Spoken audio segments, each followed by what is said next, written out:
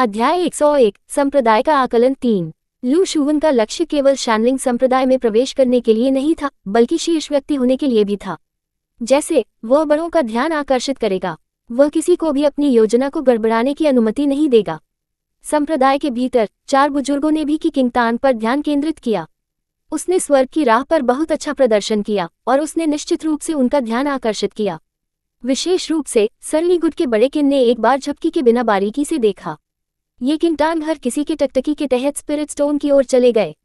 उसने धीरे से अपना हाथ उठाया और अपनी आत्मा की जड़ को समायोजित करने की कोशिश की। आभा की निरंतर किस्में धीरे धीरे उसकी हथेली के माध्यम से आत्मा के पत्थर में फैल गईं। आइवरी स्टोन ने फिर रंग बदलना शुरू कर दिया। तुरंत पत्थर को लाल रंग से ढका गया था, बस कि उस लाल रंग में नारंगी की एक झलक थी। जब रंग स्थिर हो गया, पूरी जगह चुप थी। ये है मध्यम आयु वर्ग के व्यक्ति को बड़ी उम्मीद थी। अभी स्वर्ग के रास्ते पर ये किंगतान के व्यवहार के आधार पर वह कम से कम एक पीले या हरे रंग की आत्मा की जड़ की उम्मीद कर रहा था, शायद इससे भी बेहतर। वह कल्पना नहीं कर सकता था कि तू किंगतान में सबसे हीन लाल आत्मा की जड़ होगी। किसी को भी लाल आत्मा की जड़ हो सकती है, ये हर जगह पाया जा सकता है।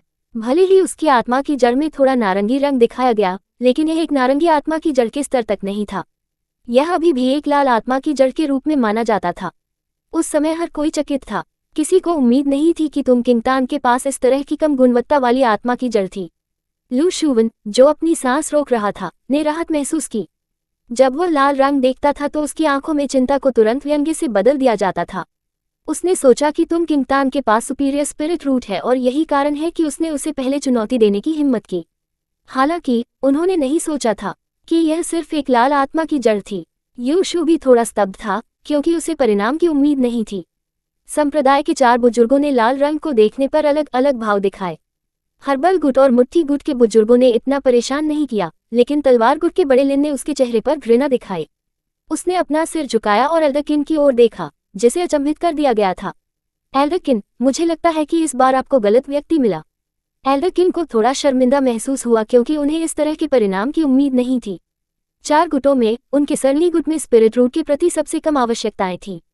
हालांकि एक लाल आत्मा की जड़ अभी भी आवश्यकता से नीचे थी। म्यूसू ने कभी किसी को जुवानलिंग संप्रदाय की सिफारिश नहीं की थी। मुझे लगा कि वह एक प्रतिभाशाली होगी, क्योंकि उसने अपने नियमों को तोड़ दिया था। कौन जानता था, ऐसा मजाक, एल्डर लिन ने कहा। लाल आत्मा की जड़ें संप्रदाय में कभी नहीं देखी गईं। यहाँ तक कि बाहरी संप्रदाय के शिष्यों की शुरुआत नारंगी आत्मा की जड़ों से हुई।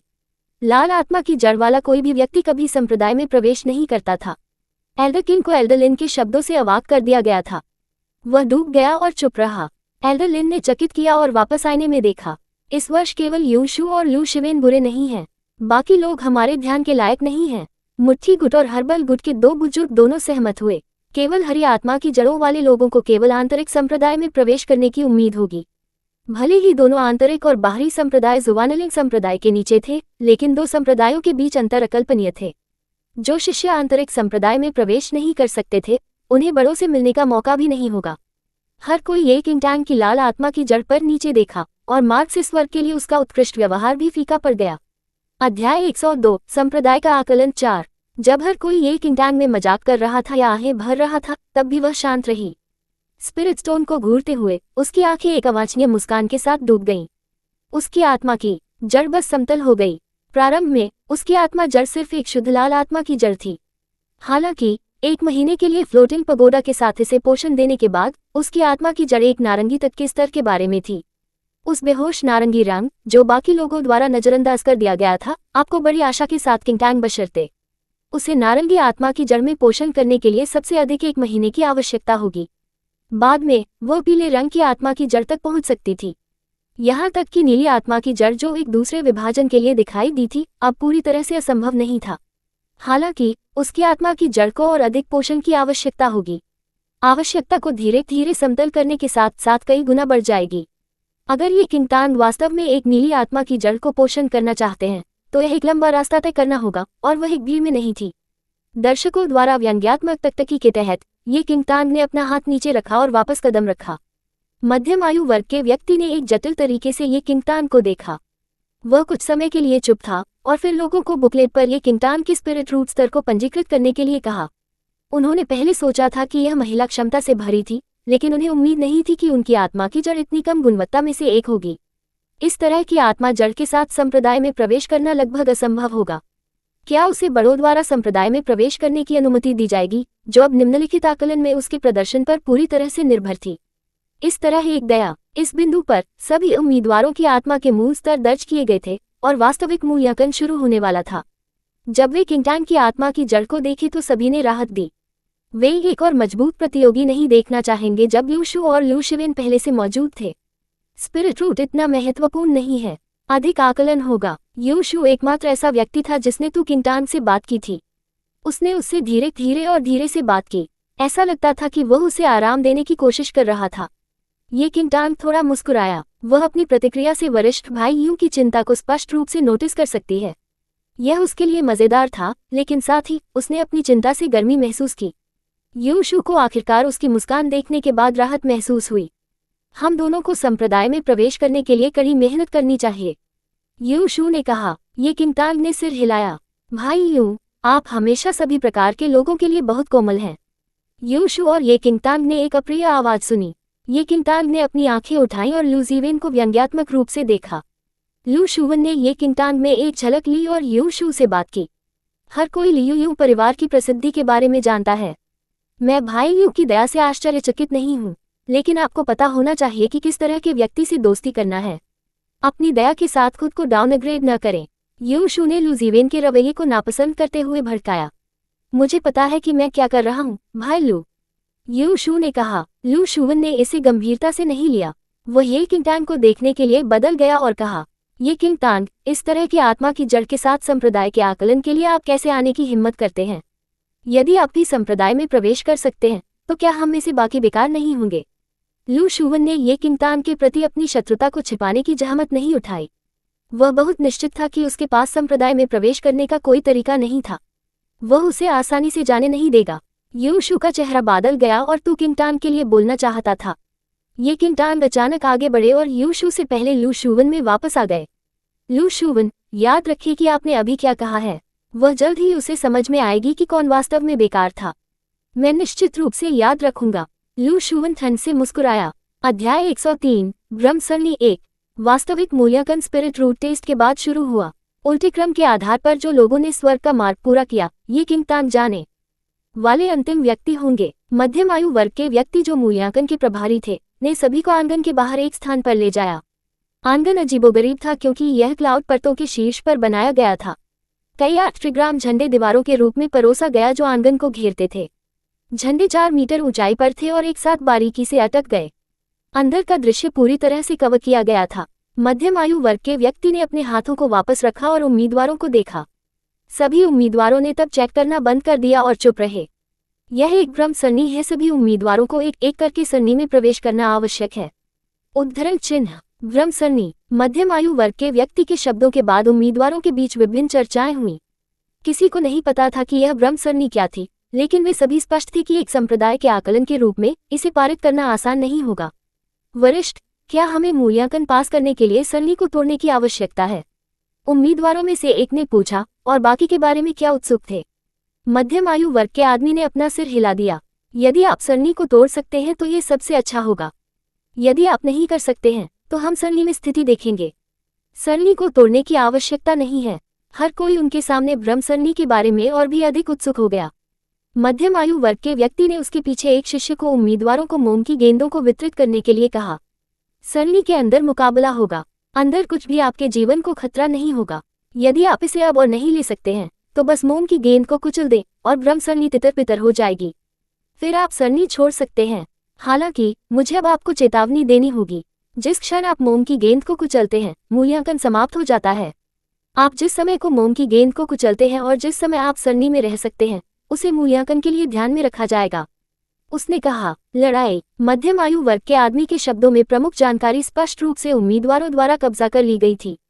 हालांकि उन्होंने युद्ध का उल्लेख किया, लेकिन उनके जीवन को खतरा नहीं होगा। इसके अलावा ये पहले उल्लेख किया गया था कि उन्हें सरणी को तोड़ने की आवश्यकता नहीं थी। ऐसा लग रहा था कि यह मूल्यांकन सिर्फ ये परीक्षण करना था कि वे कितने समय तक सरणी में रह सकते हैं। नियमों का पता लगाने के बाद हर कोई उस घबराए नहीं था। यहाँ तक कि अगर वे सरणी को नहीं तोड़ सकते थे तो उन्हें बस सरणी में अधिक समय बिताने की आवश्यकता थी। ये बहुत मुश्किल नहीं होगा। उल्टे क्रम के आधार पर जो लोगों ने स्वर्ग का मार्ग पूरा किया, एक युवक ब्रह्मसरणी में प्रवेश करने वाला पहला व्यक्ति होगा। युवक लगभग 18 से 19 साल का था। वह लंबा था और उसके पास एक नारंगी आत्मा थी। उन्होंने स्वर्ग की राह पर बहुत अच्छा प्रदर्शन नहीं किया, इसलिए उन्हें सरणी में कुछ ध्यान देने के लिए अब अच्छी तरह से तैयार किया गया था। क्या आप सरणी में प्रवेश करने के लिए तैयार हैं? मध्यम आयु वर्ग के व्यक्ति ने उत्साहित युवक को देखा और गहरी आवाज में पूछा। युवक ने बिना किसी हिचकिचाहट के सिर हिलाया। मध्यम आयु वर्ग के व्यक्ति ने अपना हाथ उठाया और एक रास्ता निकटता से 8 ट्रिग्राम झंडे से उभरा। पथ पूरी तरह से कोहरे से ढका गया था और कोई भी स्पष्ट रूप से अंदर के दृश्य को नहीं देख सकता था। प्रवेश करना, एक आदेश दिया गया था। युवक फिर ब्रह्मसरणी की ओर चला गया। कोहरे में कदम रखने के बाद उनका विशाल शरीर दृश्य से गायब हो गया। 8 ट्रिग्राम के झंडे वापस इकट्ठे हुए और पूरे सरणी को संलग्न कर दिया। मुझे लगता है कि युवक काफी समय तक अंदर रहेगा। आप जितने लंबे समय तक अंदर रहते हैं उतना ही बेहतर है। यहाँ तक कि अगर आप सरणी को नहीं तोड़ सकते हैं तो आप समय को अंदर भी खींच सकते हैं। उम्मीदवारों में से एक बड़बड़ाया। ये सच है, हम में से सैकड़ों का आकलन करने में कम से कम 2 से 3 दिन लगेंगे। उद्धरण चिन्ह, ये किंगटान एक कोने में खड़े थे और बाकी उम्मीदवारों के माध्यम से स्कैन किए गए थे। वह थोड़ा मुस्कुराए जब उसने देखा कि कैसे बाकी लोगों को ब्रह्मसरणी की ओर राहत मिली। संप्रदाय का आकलन पास करना कब आसान था? अध्याय 104, ब्रह्मसरणी। तो बस जब सभी ने सोचा कि उन्हें कम से कम आधे दिन तक इंतजार करना होगा तो एक दुर्जय गर्जना अचानक इल्यूजन सरणी से बाहर आ गई। गर्जना उनके नीचे क्लाउड लेयर्स को कांपने के लिए लगती थी। आह! जानवर की गर्जना के साथ एक भयावह चीख सुनी गई। भेदी चीख लोगों को अलग करने में सक्षम लग रहा था। दोनों ध्वनियों ने सभी को बिजली की एक फ्लैश की तरह मारा।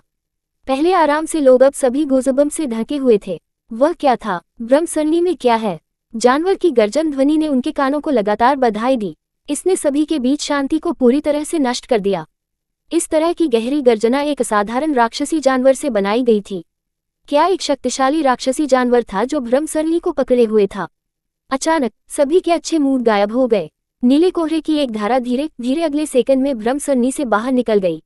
8 ट्रिग्राम के झंडे से एक रास्ता तुरंत उभरा और एक आदमी सरणी से घबराहट में भाग गया। वह युवक जो कुछ ही क्षण पहले सरणी में प्रवेश कर गया था, अब पीला था और भारी पसीना आ रहा था।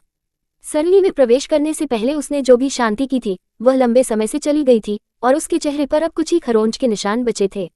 किसी को नहीं पता था कि उसने सिर्फ सरणी में क्या सामना किया था। हालांकि उनकी प्रतिक्रिया ने अब वास्तव में सभी को चौंका दिया जो मौजूद थे।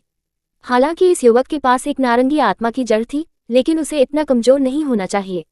वह केवल बाहर आने से पहले कुछ क्षणों के लिए सरणी में रहे। अगला, मध्यम आयु वर्ग के व्यक्ति ने युवक पर एक त्वरित नजर डाली और आज्ञा दी। दूसरा उम्मीदवार कांप गया। पिछले उम्मीदवार की प्रतिक्रिया से उन्हें पूरी तरह से अचंभित कर दिया गया था। हालांकि उनके पास सरणी में कदम रखने के अलावा कोई विकल्प नहीं था। दूसरे उम्मीदवार के सरणी में प्रवेश करने के बाद हर कोई कुछ गहरे विचार कर रहा था। उन्होंने पहले उम्मीदवार की ओर अवचेतन रूप से देखा। युवक अभी भी घबरा रहा था और परेशान था। हर कोई जानता था कि अब स्थिति क्या है और किसी ने उसे नहीं पूछा कि उसे सरणी में क्या सामना करना पड़ा। संप्रदाय के मूल्यांकन के नियमों ने उम्मीदवारों को ऐसी जानकारी प्रकट करने की अनुमति नहीं दी। इसके अलावा उम्मीदवारों के बीच होने वाली प्रतियोगिता के परिणामस्वरूप उम्मीदवार उन्हें पूछने पर भी कोई जवाब नहीं देगा। इस बार सरणी में प्रवेश करने वाले उम्मीदवार तुरंत बच नहीं पाए। हालांकि जानवर की गर्जन की आवाज एक के बाद एक बढ़ी। जल्द ही नीले कोहरे की एक लकीर देखी गई और ये दूसरे उम्मीदवार के मूल्यांकन के अंत का प्रतिनिधित्व करता था। भले ही वह पहले उम्मीदवार की तुलना में थोड़ा अधिक समय तक चला, लेकिन अवधि अभी भी खतरनाक रूप से कम थी। इस गति के आधार पर उन्हें यहाँ सैकड़ों उम्मीदवारों का आकलन करने के लिए केवल आधे से भी कम दिन की आवश्यकता होगी। अगले कुछ उम्मीदवार जिन्होंने सरणी में प्रवेश किया, सभी बहुत लंबे समय तक नहीं रहे। वे सभी पीले चेहरे के साथ बाहर आए जैसे कि उन्होंने कुछ भयानक देखा हो। जो उम्मीदवार अभी भी इंतजार कर रहे थे वे टूटने के करीब थे। उन्होंने सोचा कि जब तक वे सरणी में लंबे समय तक चले वे मूल्यांकन पास कर सकते हैं। कौन जानता था कि चीजें बहुत अधिक जटिल थी जो उन्होंने कल्पना की थी। आधे से अधिक उम्मीदवारों ने आधे से भी कम दिन में मूल्यांकन समाप्त कर दिया था। लू शुवन अब अगले एक होगा। उन्होंने एक गहरी सांस ली और सरणी के सामने खड़े हो गए। उसने अपनी आंखें दी क्योंकि सरणी ने धीरे धीरे एक रास्ता खोला। आखिरकार वह अंदर चला गया। बादलों और कोहरे के बीच लू शुवन के सामने एक स्पष्ट दृश्य नहीं था। उन्होंने कुछ कदम आगे बढ़ाए और कोहरा अचानक तितर बितर हो गया। उसने खुद को एक जंगल में खड़ा देखा और लाल आंखों की एक जोड़ी शाखाओं के अंतराल के माध्यम से उसे घूर रही थी। अध्याय 105, ब्रह्मसरणी 3। अगले सेकंड में एक विशाल जानवर जंगल से बाहर चला गया। ये 5 मीटर की ऊंचाई के साथ एक स्तर 5 राक्षसी जानवर था। इसका शरीर रंग में भरा हुआ था और इसके टस प्रकाश के नीचे झिलमिला रहे थे। इसकी घातक लाल आंखें लू शिवेन को देखती थी, जानवर के सामने एकमात्र जीवित प्राणी। जब वह राक्षसी जानवर को देखा तो लू शुवन घबरा गया। एक स्तर 5 राक्षसी जानवर कुछ ऐसा नहीं था जिसे उम्मीदवार संभाल सकते थे, क्योंकि वे किसी भी प्रशिक्षण से नहीं गए थे। क्या गलत, एक संप्रदाय का मूल्यांकन इतना मुश्किल कैसे हो सकता है? लू शुवन ने भड़काया। वह जानवर को हराने की इच्छा भी नहीं करता था। अगर वह इससे बच सकता है तो वह खुशी में जश्न मनाता। जब लू शुवन पर विचार कर रहा था तो जानवर गुस्से में दहाड़ गया। इसका विशाल शरीर उसकी ओर उड़ गया। लू शुवन ने वैक्स बॉल को तंग किया, लेकिन फिर उन्हें याद आया कि मध्यम आयु वर्ग के व्यक्ति ने उन्हें क्या बताया, अंदर कुछ भी आपके जीवन को खतरा नहीं होगा। एक विचार उनके दिमाग में आया और उन्होंने मोम की गेंद को कुचलने का अवसर छोड़ दिया। उसने तुरंत अपनी कमर से तलवार निकाली और जानवर के हमले को अवरुद्ध कर दिया। वह तलवार से एक भारी वजन महसूस कर सकता था, लेकिन इस तरह की ताकत पूरी तरह से अतुलनीय थी कि वास्तविक स्तर के 5 राक्षसी जानवर से। लू शुवन की आंखें चमक गईं और वह अपनी तलवार से आगे बढ़ा। जैसे जैसे समय बीतता गया, लू शुवन ने पिछले सभी उम्मीदवारों की तुलना में सरनी में अधिक समय बिताया। मध्यम आयु वर्ग के आदमी का चेहरा नर्म हो गया। हालांकि कुछ उम्मीदवार थे जो काफी समय तक अंदर चले गए, लू शुवन उनकी तुलना में बहुत बेहतर स्थिति में थे। लंबे समय के बाद नीले कोहरे की एक लकीर उभरती है। लू शुवन अगले सेकंड सरनी के बाहर दिखाई दिया। उसका चेहरा पीला नहीं था, लेकिन फिर भी बहुत सुखद नहीं था। हालांकि उन्हें सरनी की चाल का पता चला, लेकिन उन्हें इसे तोड़ने का कोई तरीका नहीं मिला। ऊर्जा से बाहर भागने से पहले वह केवल मोम की गेंद को कुचल सकता था। तथापि लू शुवन ने एक सांस ली और यू शू की ओर देखा। उनका मानना था कि सरनी के अंदर उन्होंने जो अवधि बिताई वह पिछले सभी उम्मीदवारों की तुलना में अधिक लंबी थी। अब वहां केवल ये किंगटांग और यू शू बचे थे। लू शुवन तो किंगटांग के साथ परेशान नहीं था, जो केवल एक लाल आत्मा की जड़ के पास था। केवल यू शू इस मूल्यांकन में उसके साथ प्रतिस्पर्धा कर सकते थे। लू शुवन, आप अब अगले मूल्यांकन स्थान पर जा सकते हैं। मध्यम आयु वर्ग के व्यक्ति ने उससे धीरे से बात की। वह लू शुवन के प्रदर्शन से काफी संतुष्ट थे। लू शुवन ने सरनी में काफी समय बिताया, इसलिए पिछले सभी उम्मीदवार पहले ही अगले मूल्यांकन स्थान पर चले गए थे। लू शुवन ने थोड़ा सिर हिलाया। उनकी अभिमानी दृष्टि यू शू को पास कर देती है और ये किंगटांग पर उतरा। वह मुस्कुराया और चला गया। अगला, मध्यम आयु वर्ग के व्यक्ति ने कहा। यू शू ने ये किंगटांग पर एक नजर डाली। उसने सिर हिलाया और सरनी में चला गया। सरनी के बाहर ये किंगटांग एकमात्र व्यक्ति था। उसके चेहरे पर एक बेहोश समझदार मुस्कान सामने आई। वह स्पष्ट रूप से लू शुवन से देखने से पहले अपने जाने से पहले देखती थी। लू शुवन काफी प्रतिभाशाली था, क्योंकि वह सरनी में इतने लंबे समय तक रह सकता था। तथापि तो क्या हुआ, ये किंगटांग चकले हुए। वह सरनी में प्रवेश करने के लिए अपनी बारी के लिए धैर्यपूर्वक इंतजार कर रही थी। यू शू ने एक लंबा समय अंदर बिताया। वह केवल सरनी छोड़ने के लिए मोम की गेंद को कुचल सकता था। जब वह सरनी से बाहर निकला तो उसने यू किंगटांग की दिशा में सहज रूप से देखा। वह उसे कुछ याद दिलाने वाला था जब मध्यम आयु वर्ग के व्यक्ति ने उसके शब्दों को रोक दिया। यू शू, अब आप अगले मूल्यांकन स्थान पर जा सकते हैं। अध्याय 106, ब्रह्म सरनी 4। हाँ, यू शू यू किंगटांग को ब्रह्म सरनी के बारे में बताना चाहते थे। हालांकि उसके पास ऐसा करने का कोई मौका नहीं था और उसे अगले मूल्यांकन के लिए छोड़ना पड़ा। मध्यम आयु वर्ग के व्यक्ति ने एक जटिल अभिव्यक्ति के साथ तो किंगटांग को देखा। ये किंगटांग, क्या आप अभी प्रवेश करने के लिए तैयार हैं? ये किंगटांग ने एक कदम आगे बढ़ाया और सिर हिलाया। ब्रह्म सरनी को चालू कर दिया गया था। संप्रदाय के भीतर 4 संप्रदाय के बुजुर्ग जल चंद्रमा के दर्पण से छवि को घूर रहे थे। उन सभी ने ज्यादा ध्यान नहीं दिया क्योंकि ये किंगटांग सरनी के अंदर चले गए थे। यू शू और लू शुवन ने सरनी में काफी अच्छा किया। वे इतने कम समय के भीतर चाल का पता लगा सकते थे। एल्डर लिन अपने दोनों प्रदर्शनों से काफी संतुष्ट थे। सु वान और मो यू भी बहुत बुरे नहीं थे। मैंने देखा कि वे काफी लंबे समय तक अंदर चले गए। हालांकि यह यू शू और लू शिवेन के साथ तुलनीय नहीं है, फिर भी वे मानक तक हैं। मुट्ठी गुट के बड़े ने भी कुछ संभावित उम्मीदवारों को देखा। ब्रह्म सरनी अब समाप्त हो गया है। एल्डर लिन ने धीरे से बात की और ये किंगटांग को नजरअंदाज कर दिया, जिन्होंने सिर्फ सरनी में प्रवेश किया। एल्डरकिन ने भड़काया। एल्डर लिन ने एल्डरकिन की प्रतिक्रिया पर ध्यान दिया। एल्डरकिन, क्या आप अभी भी उसकी किंगटांग के बारे में सोच रहे हैं? उसके पास केवल एक लाल आत्मा है। शिष्य पहले सरनी में बहुत लंबे समय तक नहीं रह सकते हैं। मुझे डर है कि वह भी होगा। जिस क्षण एल्डर लिन ने बात की, 4 बुजुर्ग वाटरमून मिरर से दृश्य से चौंक गए। ये किंगटांग ने उसके सामने दिखाई देने वाले ब्रह्म को देखा, लेकिन वह असामान्य रूप से शांत थी। वह शांति से 5 राक्षसी जानवर को देखती थी और बिल्कुल भी पीछे नहीं हटती थी। अचानक उसने अपनी तलवार निकाली और खुद को जमीन के ऊपर धकेल दिया, जानवर की ओर धकेल दिया। ब्लेड का तेज बिंदु राक्षसी जानवर के दिल से छेदा गया। किसी भी अतिरिक्त चाल के बिना राक्षसी जानवर ढह गया क्योंकि उसके दिल के माध्यम से छेद किया गया था। इसका विशाल शरीर काले धुआं की एक गेंद में बदल गया और उसके सामने गायब हो गया। इस समय 4 बुजुर्ग चकित थे। सरनी के अंदर सभी राक्षसी जीव भ्रम से बने थे। हालांकि उनके पास स्तर 5 राक्षसी जानवरों की उपस्थिति थी, लेकिन उनकी वास्तविक ताकत वास्तविक लोगों के 10% से कम थी। वे लगभग सामान्य जानवरों की तरह थे। हालांकि सभी उम्मीदवारों को इसके बारे में पता नहीं था और किसी ने भी इसके बारे में खुलासा नहीं किया। लेवल 5 डेमोनिक बीस्ट का भयंकर लुक युवा पुरुषों को डराने के लिए पर्याप्त था। पिछले कुछ उम्मीदवारों ने कमजोर जानवर को देखा। हालांकि जानवर के निरंतर हमले, इसके विशाल शरीर और क्रूर उपस्थिति के तहत इन सभी ने उम्मीदवारों पर भारी दबाव डाला। दबाव को दबाना आसान नहीं था, लेकिन ये किंगटान के लिए, इससे पहले कि वह एक एकल चाल के साथ भ्रम से बने राक्षसी जानवर को मारता, वह भी झपकी नहीं लेती। ये वास्तव में 4 बुजुर्गों की कल्पनाओं से परे था। ये किंगटान ने एक जानवर को मारने के बाद उसने भ्रम से बने 1 और 2 जानवरों को देखा। उसका मुंह झुका। राक्षसी जानवर लगातार भ्रम सरनी के अंदर दिखाई देगा। केवल सरनी को तोड़ने से यह पूरी तरह से समाप्त हो सकता है। यहाँ तक कि अगर कोई उनमें से 1000 को मार सकता है तो वे हमेशा के लिए यहाँ फंस जाएंगे। इस बार ये किंगटान ने 2 जानवरों पर हमला नहीं किया, इसके बजाय वह मुड़ा और जंगल में विपरीत दिशा की ओर बढ़ा। ये है, अंत में वह अभी भी अपने डर को नियंत्रित नहीं कर सकती है। एल्डरलिन अब हैरान नहीं थे। उन्होंने एक टिप्पणी छोड़ दी क्योंकि उन्होंने देखा कि आप किंगटान जानवरों से भाग रहे हैं। हालांकि उस समय जब एल्डरलिन ने टिप्पणी छोड़ दी थी, सभी बुजुर्ग ये किंगटान के अगले कदम से पूरी तरह से स्तब्ध थे। अध्याय 107 सरनी को तोड़े 1। ये किंगटान का छोटा आकृति जंगल में धराशायी हो गई। उसके पीछे के पेड़ 2 राक्षसी जानवरों से एक प्राकृतिक बाधा के रूप में सेवा करते थे। उसकी दृष्टि तेज थी और उसने उन पेड़ों के माध्यम से स्कैन किया जो एक दूसरे को पूरी तरह से एक जैसे दिखते थे।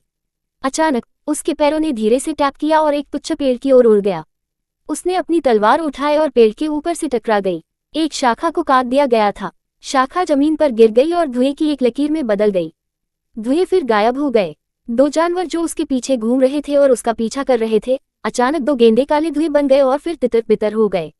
ये किंगटान आत्मविश्वास में उतरे और जंगल में घूरते रहे जो धीरे धीरे उसके सामने गायब हो रहा था। उसके चेहरे पर एक मुस्कान का एक झुनझुना देखा गया था। भ्रम सरनी में सब कुछ भ्रम से बनाया गया था। सरनी को तोड़ने का एकमात्र तरीका सरनी केंद्र का पता लगाना था। केंद्र को तोड़ना फिर सरनी को तोड़ सकता है। अपने पिछले जीवन में ये किंगटान लंबे समय तक अंदर फंस गए थे। वह हार मानने को तैयार नहीं थी और अपनी सारी ताकत से जूझ रही थी। उसने केवल मोम की गेंद को कुचल दिया जब उसने अपनी सारी ऊर्जा का इस्तेमाल किया।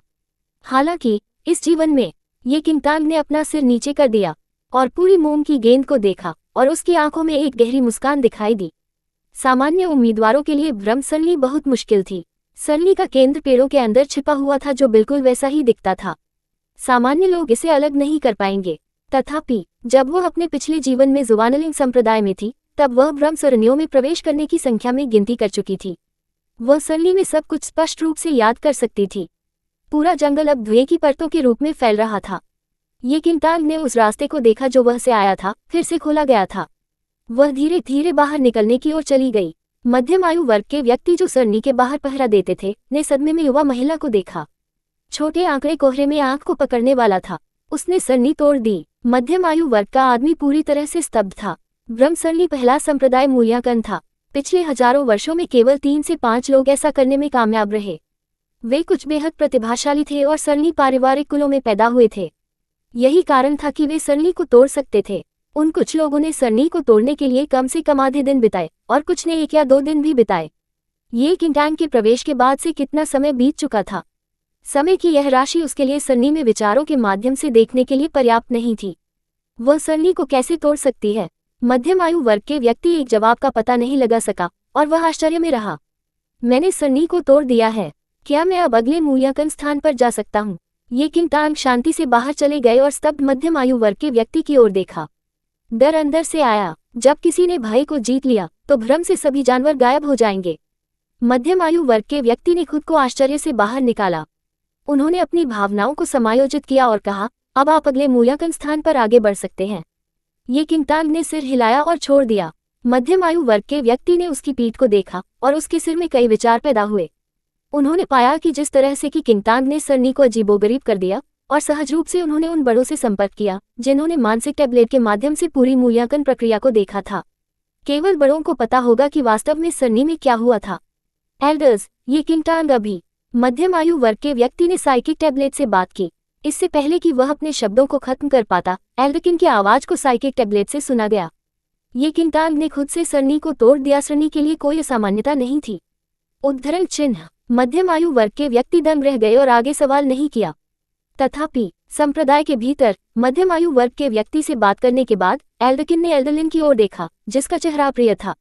अध्याय 108, सरनी को तोड़ दो। एल्डरलिन, मुझे डर है कि आप इस बार गलत हैं, एल्डरकिन ने कहा। एल्डरलिन का चेहरा बहुत अप्रिय था। अगर वह अपनी आंखों से दृश्य नहीं देखता तो वह कभी भी विश्वास नहीं करता कि एक 15 वर्षीय युवती में प्रवेश करने के बाद एक बार ब्रह्म सरनी को तोड़ने में सक्षम होगा।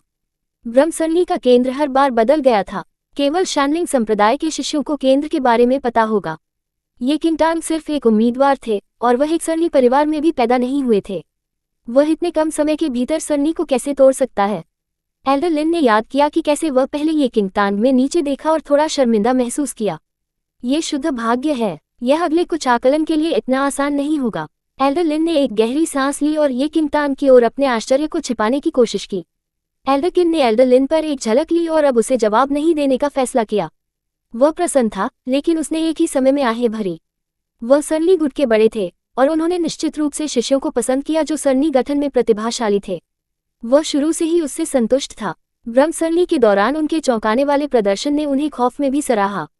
वह वास्तव में एक दुर्लभ और प्रतिभाशाली व्यक्ति थी। तथापि एल्डरकिन ने गुप्त रूप से आहें भरी। वह वास्तव में तू किंगतांग का पोषण करना चाहेगा अगर उसकी आत्मा की जड़ एक उच्च गुणवत्ता की थी। इस तरह एक दया। किसी को नहीं पता होगा कि चार बुजुर्ग किस बारे में सोच रहे थे। ये किंगतांग भी सरनी को तोड़ने के बाद दूसरे मूल्यांकन स्थान की ओर बढ़े। ये किंगतांग जल्द ही जगह पर पहुंचे क्योंकि दोनों स्थान एक दूसरे से दूर नहीं थे। यू शू दूसरे आकलन के शुरू होने का इंतजार कर रहे थे जब उन्होंने देखा कि आप किंगतांग को देख रहे हैं।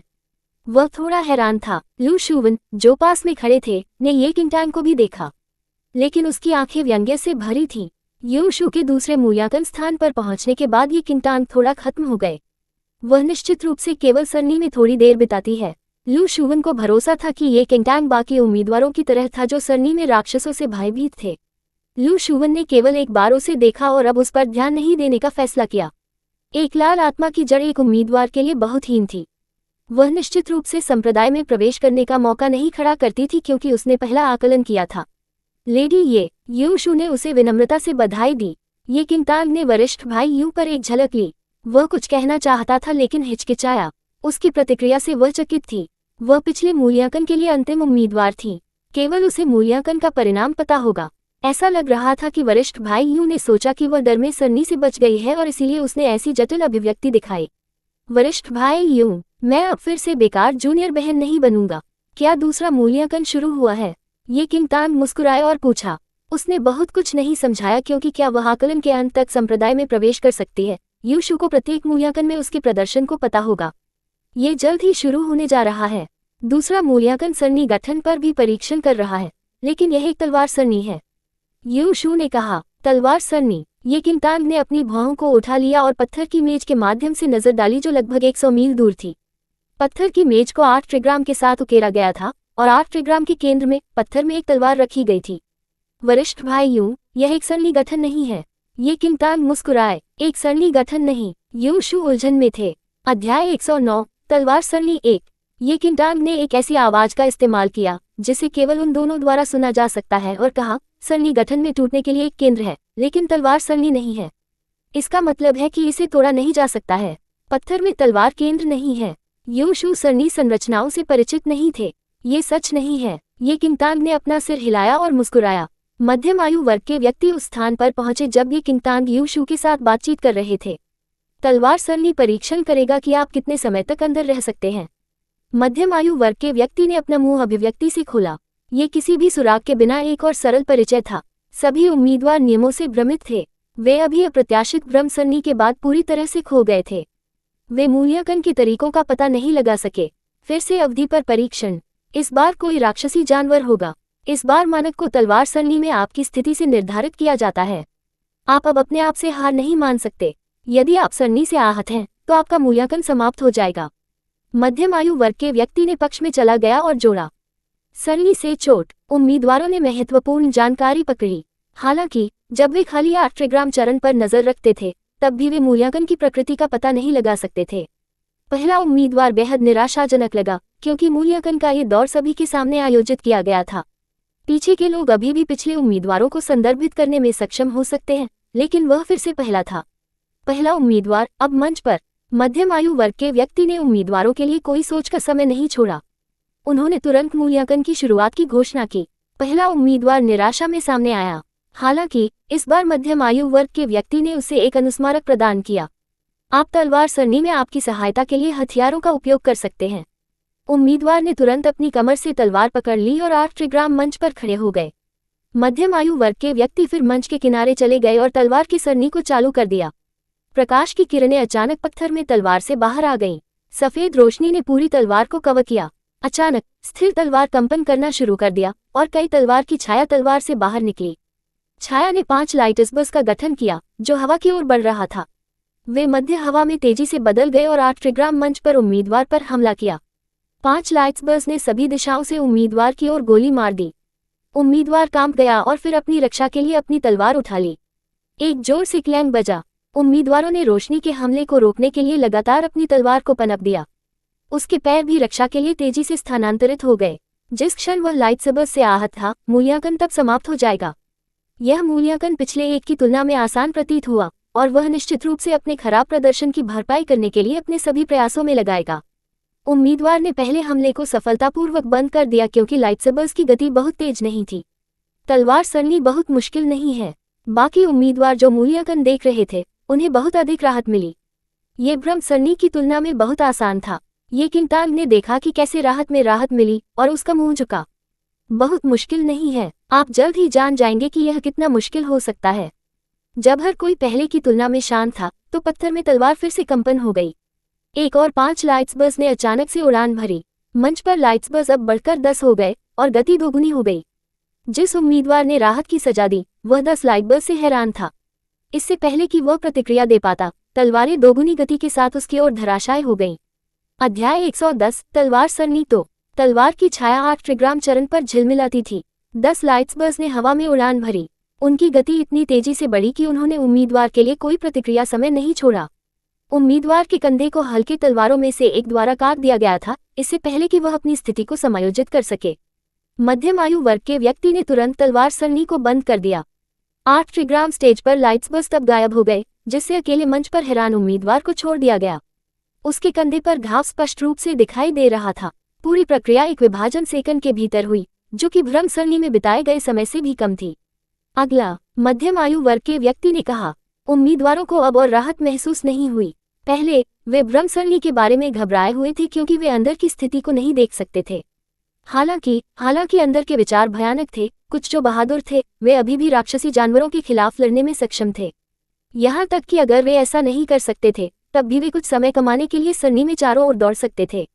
पर अब ऐसा लग रहा था कि सभी के दिलों पर एक भारी पत्थर दबाया गया। तलवार सरनी में आराम करने के लिए पूरी तरह से समय नहीं था।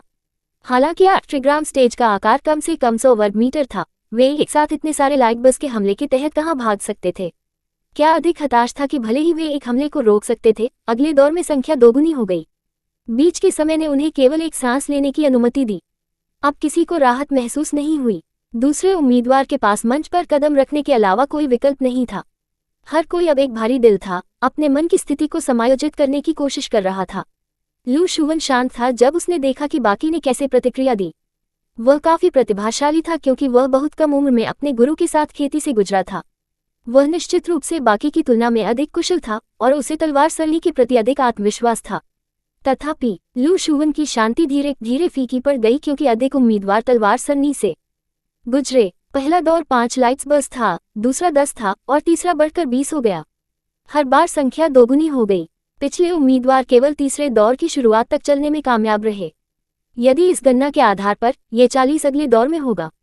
उम्मीदवारों को इसका बचाव कैसे करना चाहिए था। मंच पर फ्लाइंग लाइटबल्ब द्वारा लोग चकाचौंध कर रहे थे। लाइटबल्ब के पदों की स्पष्ट दृष्टि होना मुश्किल था। वे हमलों को कैसे चकमा दे सकते हैं। यह एक व्यक्ति की ताकत के साथ 10 लोगों के खिलाफ लड़ने जैसा था। तलवार सरनी को भ्रम सरनी की तुलना में कम समय लगा। मूल्यांकन समाप्त करने वाले उम्मीदवार सीधे चले गए। जल्द ही ये लू शुवन की बारी थी। लू शुवन की क्षमता ने उन्हें अपनी पूरी ताकत के साथ तीसरे हमले के माध्यम से धकेलने की अनुमति दी।